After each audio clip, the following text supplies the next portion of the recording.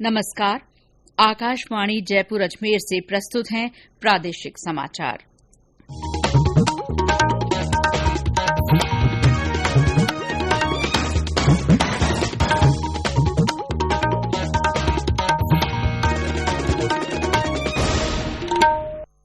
मुख्य समाचार। केंद्रीय मंत्रिमंडल ने नीमच रतलाम रेल लाइन के दोहरीकरण को मंजूरी दी। प्रधानमंत्री नरेंद्र मोदी कल वीडियो कॉन्फ्रेंस के माध्यम से जयपुर में पेट्रोकेमिकल्स तकनीकी संस्थान का उद्घाटन और 4 नए मेडिकल कॉलेजों का शिलान्यास करेंगे। उपराष्ट्रपति एम वेंकैया नायडू ने कहा, देश की सीमाओं की रक्षा करने में सीमा सुरक्षा बल ने महत्वपूर्ण भूमिका निभाई है। राजस्थान के प्रोफेसर श्याम सुंदर ज्याणी भूमि संरक्षण के लिए संयुक्त राष्ट्र के सर्वोच्च पुरस्कार लैंड फॉर लाइफ से सम्मानित। और राज्य में इस मानसून में 30 जिलों में सामान्य या इससे अधिक बारिश हुई। समाचारों के साथ मैं शीला चावला। देश भर में 18 साल से अधिक आयु वर्ग के लिए सरकारी केंद्रों में मुफ्त कोविड टीकाकरण अभियान जारी है। युवाओं से अपील है कि वे टीका जरूर लगवाएं और अन्य लोगों को भी इसके लिए प्रोत्साहित करें। जब तक आवश्यक न हो, घर से बाहर न निकलें और सुरक्षा के 3 सरल उपायों का पालन करें। मास्क लगाएं, 2 गज की सुरक्षित दूरी बनाए रखें, हाथ और चेहरा साफ रखें। और अब समाचार विस्तार से। प्रधानमंत्री नरेंद्र मोदी की अध्यक्षता में आर्थिक मामलों की मंत्रिमंडलीय समिति ने नीमच रतलाम रेल लाइन के दोहरीकरण को मंजूरी दे दी है। सूचना और प्रसारण मंत्री अनुराग ठाकुर ने बताया कि इस लाइन के चालू हो जाने से क्षेत्र में संपर्क सुविधा में बढ़ोतरी होगी और इससे इलाके में तेजी से सामाजिक तथा आर्थिक विकास होगा। श्री ठाकुर ने बताया कि मंत्रिमंडल ने 1080 करोड़ रुपए की अनुमानित लागत से राजकोट कानालुस रेल लाइन के दोहरीकरण को भी मंजूरी दी है। नीमच रतलाम लाइन, जहां पर बहुत ट्रैफिक भी रहता है, बहुत औद्योगिक क्षेत्र भी लगते हैं, ये अभी भी सिंगल लाइन है। इसकी डबलिंग की मंजूरी दे दी गई है। 133 किलोमीटर की रेलवे लाइन के ऊपर लगभग 1096 करोड़ रुपया खर्च होगा और उसके साथ राजकोट कानालुस लाइन को भी डबलिंग की मंजूरी दी गई है। 111 किलोमीटर की इस रेलवे लाइन पर 1080 करोड़ रुपए का व्यय होगा। ये द्वारका, पोरबंदर, सिक्का, ओखा, बेदी इत्यादि क्षेत्रों से गुजरेगी। इन दोनों रेलवे लाइनों के बनने से माल भाड़े की दृष्टि से और दूसरी ओर पैसेंजर्स के लिए भी इस डबलिंग होने का बहुत लाभ मिलेगा और पूरे प्रयास किए जाएंगे कि अगले 3 वर्षों में इन दोनों रेलवे लाइन का निर्माण कार्य पूरा किया जाए। अनुराग ठाकुर ने कहा कि चित्तौड़गढ़ और उसके आसपास के क्षेत्रों में स्थित सीमेंट, टेक्सटाइल और पर्यटन उद्योग के साथ अन्य यातायात की सुविधाओं को बढ़ाने के लिए दोहरीकरण बहुत महत्वपूर्ण था। एक अन्य फैसले में मंत्रिमंडल ने पीएम पोषण शक्ति निर्माण योजना से जुड़े प्रस्ताव को मंजूरी दे दी। मंत्रिमंडल ने 1,31,000 करोड़ रुपए के वित्तीय परिव्यय के साथ पीएम पोषण योजना को अगले 5 साल तक जारी रखने की मंजूरी दे दी है। प्रधानमंत्री नरेंद्र मोदी कल सुबह 11 बजे वीडियो कॉन्फ्रेंस के माध्यम से जयपुर में पेट्रोकेमिकल्स तकनीकी संस्थान सीआईपीटी का उद्घाटन करेंगे। प्रधानमंत्री बांसवाड़ा, सिरोही, हनुमानगढ़ और दौसा जिलों में नए मेडिकल कॉलेजों का शिलान्यास भी करेंगे। इन मेडिकल कॉलेजों को जिला अथवा रेफरल अस्पतालों से जुड़े नए मेडिकल कॉलेजों की स्थापना के लिए केंद्र प्रायोजित योजना के तहत मंजूर किया गया है। इस योजना के तहत पिछड़े और आकांक्षी जिलों को प्राथमिकता दी जाती है। योजना के 3 चरणों में देश भर में 157 नए मेडिकल कॉलेज मंजूर किए गए हैं। केंद्रीय रसायन और उर्वरक मंत्रालय के अधीन सीपेट पेट्रो रसायन तथा संबद्ध उद्योगों की जरूरतों को पूरा करने के लिए समर्पित संस्थान है। ये संस्थान युवाओं को कुशल तकनीकी पेशेवर बनाने के लिए शिक्षा प्रदान करेगा। इस वर्चुअल कार्यक्रम में केंद्रीय स्वास्थ्य मंत्री मनसुख मांडविया और मुख्यमंत्री अशोक गहलोत भी मौजूद रहेंगे। उपराष्ट्रपति एम वेंकैया नायडू ने कहा है कि देश के पड़ोसी इलाकों में पैदा हुए नए हालातों ने सीमा पर तैनात सुरक्षा बलों के समक्ष नई चुनौतियां पेश की हैं। उन्होंने कहा कि सीमा सुरक्षा बल दुश्मन के नापाक इरादों को हमेशा नाकाम करता रहेगा। आज जोधपुर सीमांत मुख्यालय पर सीमा सुरक्षा बल के अधिकारियों को संबोधित करते हुए उन्होंने कहा कि देश की सीमाओं की रक्षा करने में सीमा सुरक्षा बल ने पिछले 56 सालों से महत्वपूर्ण भूमिका निभाई है। बाद में उपराष्ट्रपति ने केंद्रीय शुष्क क्षेत्र अनुसंधान संस्थान काजरी में वैज्ञानिकों के साथ संवाद किया। श्री नायडू ने कहा कि प्रयोगशालाओं में किए गए शोध किसानों तक पहुंचने चाहिए। उन्होंने कहा कि इसके लिए नई तकनीकों को परंपरागत ज्ञान के साथ जोड़ा जाना चाहिए। उन्होंने कहा कि जलवायु परिवर्तन के कारण किसानों को हो रही समस्याओं के समाधान के लिए वैज्ञानिकों को नए तरीकों को सामने लाना चाहिए। इस मौके पर राज्यपाल कलराज मिश्र भी मौजूद थे। ये समाचार आकाशवाणी जयपुर अजमेर से प्रसारित किए जा रहे हैं। समाचार अभी और भी हैं, लेकिन पहले ये संदेश।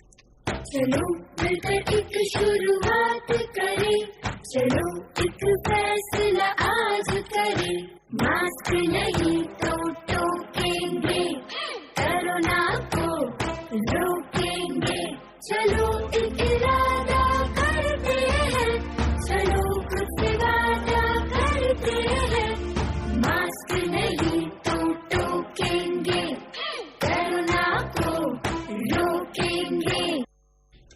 समाचारों में आपका फिर स्वागत है। चिकित्सा मंत्री डॉक्टर रघु शर्मा ने कहा है कि आमजन दिल की बीमारी से बचने के लिए स्वस्थ जीवन शैली अपनाएं। डॉक्टर शर्मा ने आज वर्ल्ड हार्ट डे के मौके पर कार्डियोलॉजिकल सोसाइटी ऑफ इंडिया की ओर से जयपुर में आयोजित साइकिल मैराथन के समापन समारोह में कहा कि हृदय रोग विश्व स्तर पर मृत्यु का प्रमुख कारण है। चिकित्सा मंत्री ने कहा कि हृदय रोग के चिकित्सकों की ओर से साइकिल मैराथन का आयोजन दिल की बीमारियों के प्रति आमजन में जागरूकता लाने का सराहनीय कदम है। विश्व हृदय दिवस पर राज्य के अन्य जिलों में भी जागरूकता कार्यक्रम हुए। झालावाड़ में मुफ्त जांच शिविर लगाया गया। टोंक के मालेड़ा में प्राथमिक स्वास्थ्य केंद्र पर कार्यक्रम आयोजित हुआ। टोंक जिला मुख्यालय पर स्वास्थ्य केंद्र में एनसीडी कॉर्नर का शुभारंभ हुआ। देश में अब तक 87 करोड़ 66 लाख से अधिक कोविड टीके लगाए जा चुके हैं। स्वास्थ्य मंत्रालय ने कहा है कि कल 54 लाख 13 हजार से ज्यादा टीके लगाए गए। केंद्र सरकार अब तक राज्यों और केंद्र शासित प्रदेशों को 85 करोड़ 42 लाख से अधिक कोविड टीके मुफ्त उपलब्ध करा चुकी है। इसके अलावा 83 लाख 80 हजार से अधिक टीके और दिए जाएंगे। 4 करोड़ 57 लाख से अधिक वैक्सीन खुराक अभी भी राज्यों और केंद्र शासित प्रदेशों के पास उपलब्ध हैं। देश में पिछले 24 घंटों में कोविड के नए मरीजों की संख्या 18,000 से अधिक रही है। स्वास्थ्य मंत्रालय ने कहा है कि कोविड से स्वस्थ होने की दर 97.83% है, जो पिछले साल मार्च से सबसे अधिक है। नागर विमानन महानिदेशालय डीजीसीए ने नियमित अंतर्राष्ट्रीय वाणिज्यिक यात्री उड़ानों पर प्रतिबंध की अवधि 31 अक्टूबर तक बढ़ा दी है। विमानन नियामक ने कहा है कि सक्षम प्राधिकारी द्वारा मामले के गुण दोष के आधार पर चुने हुए मार्गों पर नियमित अंतर्राष्ट्रीय उड़ानों की अनुमति दी जा सकती है। केंद्र ने कोविड का फैलाव रोकने के लिए पिछले साल 23 मार्च को अंतर्राष्ट्रीय उड़ानों पर रोक लगाई थी। कोविड संबंधी राष्ट्रीय हेल्पलाइन नंबर हमारी वेबसाइट newsonair.gov.in पर उपलब्ध हैं। राजस्थान के प्रोफेसर श्याम सुंदर ज्याणी को भूमि संरक्षण के लिए दुनिया के सर्वोच्च पुरस्कार लैंड फॉर लाइफ से सम्मानित किया गया है। कल चीन के बून में आयोजित ऑनलाइन वैश्विक समारोह में अंतर्राष्ट्रीय श्रेणी के तहत पारिवारिक वानिकी के लिए उन्हें ये पुरस्कार प्रदान किया गया। संयुक्त राष्ट्र संघ के भूमि संरक्षण संबंधी इकाई यूएनसीसीडी द्वारा हर 2 साल के अंतराल पर भूमि संरक्षण में अति विशिष्ट योगदान के लिए दुनिया भर से किसी एक व्यक्ति या संगठन को ये पुरस्कार दिया जाता है। प्रोफेसर ज्याणी बीकानेर के राजकीय डूंगर कॉलेज में समाज शास्त्र के एसोसिएट प्रोफेसर हैं। वे पिछले 20 सालों से गांवों में जाकर ग्रामीणों, स्कूली बच्चों और शिक्षकों को पेड़ों और पर्यावरण के बारे में बारीकी से जानकारी दे रहे हैं। इन इलाकों में पूरे परिवार के लोग प्रोफेसर ज्याणी की प्रेरणा से वन और पर्यावरण से जुड़ गए हैं। इस कारण रेगिस्तानी क्षेत्र में लाखों पेड़ लगे हैं और उनकी सार संभाल नियमित रूप से की जा रही है। वन और पर्यावरण मंत्री सुखराम बिश्नोई ने प्रोफेसर ज्याणी को इस अंतर्राष्ट्रीय सम्मान के लिए बधाई दी है। रेल मंत्री अश्विनी वैष्णव 2 अक्टूबर को जोधपुर के रायकाबाग रेलवे स्टेशन पर स्टेशन बिल्डिंग, लिफ्ट और फुट ओवर ब्रिज का उद्घाटन करेंगे। श्री वैष्णव रिमोट से भगत की कोठी स्टेशन पर बनाए गए थाने का भी उद्घाटन करेंगे। वे मुख्य रेलवे स्टेशन पर यात्री सुविधाओं, स्टेशन पर विकसित की जाने वाली सुविधाओं और विकास परियोजनाओं का अवलोकन भी करेंगे। और अब आजादी का अमृत महोत्सव से जुड़े समाचार। आजादी का अमृत महोत्सव।